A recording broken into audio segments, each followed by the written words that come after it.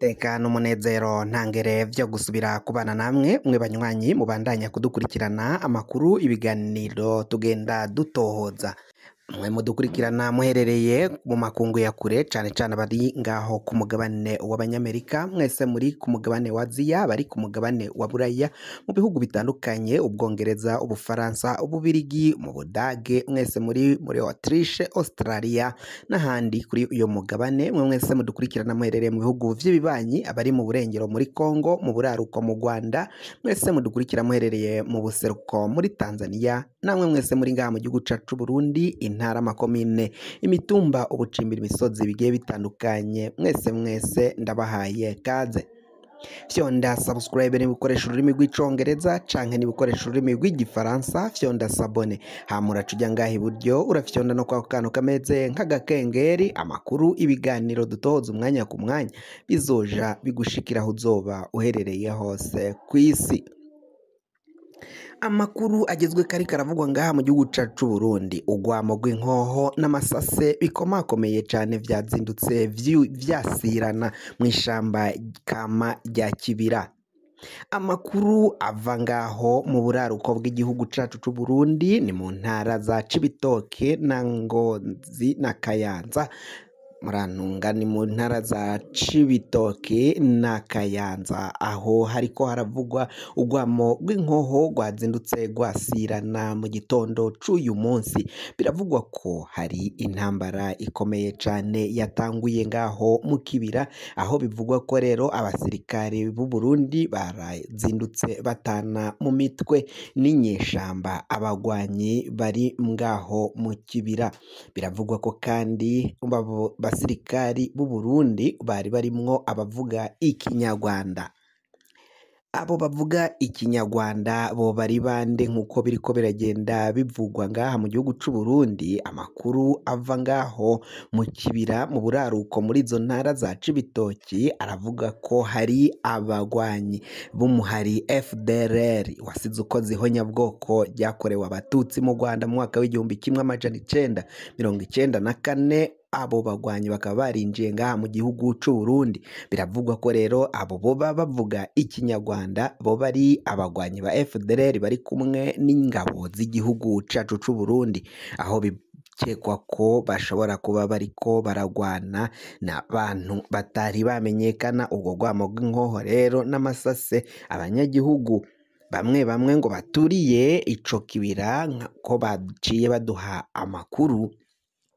baravuga ko batanguye guhunga bava mu nkengera z'ico Kibira berekeza ahitaruye ico Kibira vyumvikanaga ko urusaku rw'inkoho rwari hafi y'Ikibira nyine hafi mu Kibira bitari kure ngo baje kure abegereye ico Kibira rero bo bakaba batanguye kuva muri ico Kibira biravugwa muri komine Mabayi kariho ivyo vyazindukiye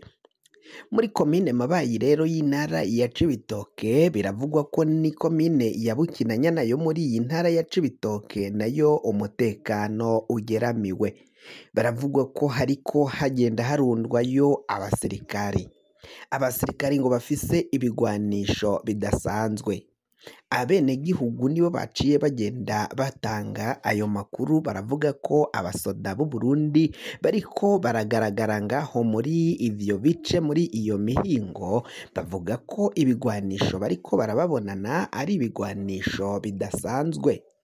Ivyo ni biriko bitangazwa n'abenegihugu baciye babona abasirikare batandukanye babona ukungene abo basirikare bitwaje ivyo bigwanisho babona ko batandukanye n'abasirikare bari basanzwe barungikwa ngaho muri iyo mihingararo muri imicungararo yo mu buraruko bw'igihugu cacu c'u Burundi muri izo ntara za Cibitoke ntara ya Kayanza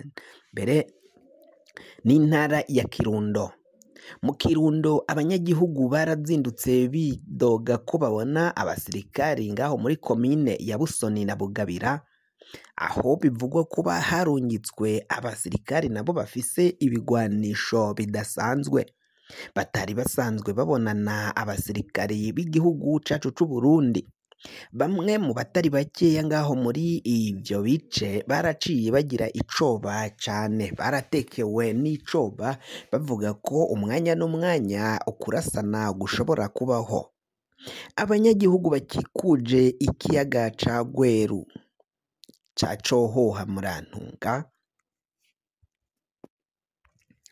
abanyagihugu bakikuje ikiyaga ca Cohoha kiri hagati y'igihugu kibanyi c'u Rwanda mu buraruko, baravuga ko bafise icoba ko babona ko intambara umwanya n'umwanya ishobora kubaho, kuko ngo biboneka ko ibiriko biragenda biba, abasirikare bariko baragenda barungikwa hafi n'ico kiyaga ca Cohoha, barabona ko umwanya n'umwanya intambara ishobora gutangura. Nk'abanyeshure bo baracari bato ngo babonye abo basirikare batambuka bakizura, ubwoba urabatekera, bamwe bamwe baciye baheba ishuri ntibaciye bagaruka kwiga. Ivyo vyarabaye bivanye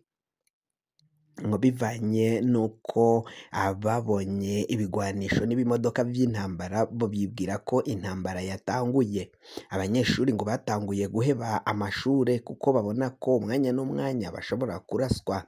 Abarimu barabiganiriye ikimenyeshamakuru SOS, abarimu bo muri ivyo bice muri izo komine Bugabira na Busoni baraje bavuga ko rero abana batanguye guheba ishure.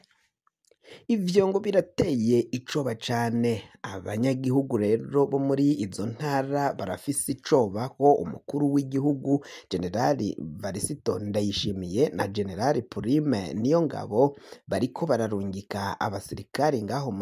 mu buraruko, kandi ko iciyumviro c'intambara abanyagihugu barabona ko atari kiza na gatoyi. Barabona ko umwanya n'umwanya abanyagihugu nibo bizogirako ingaruka zikomakomeye cane. Bakaba rero basaba ko abategetsi b'igihugu cacu c'Uburundi boheba ibiriko biraja mbere, biriko biraboneka ko bagiye kugaba ibitero bitandukanye ngaho mu bihugu vy'uburaruko.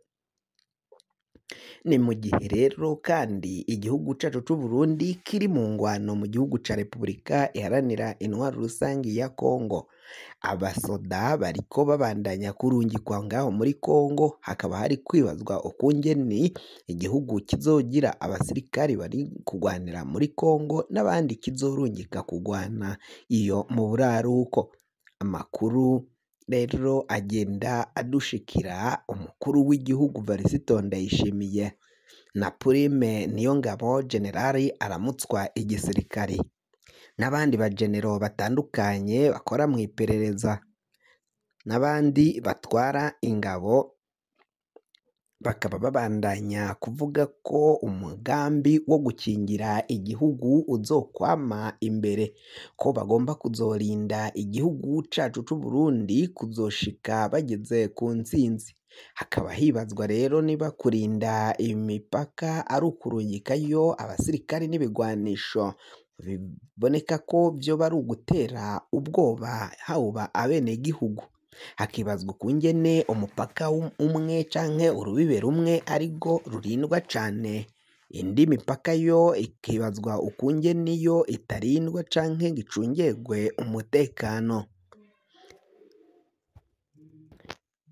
Gusa biraboneka ko ibiriko biragenda bibandanya gukorwa ku rubibe rwo mu buraruko vyo ari umwihariko ukomeye cane, aho abasirikare ibigwanisho bidasanzwe bamwe bavuga ko bishobora kuba vyaravuye mu gihugu ca Repubulika iharanira intwaro rusangi ya Kongo,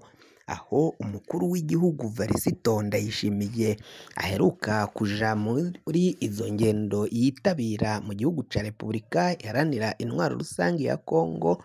Biboneka ko hari imvo zituma ajayo, nico gihugu amaze kugendera kenshi kuva yaja mu butegetsi.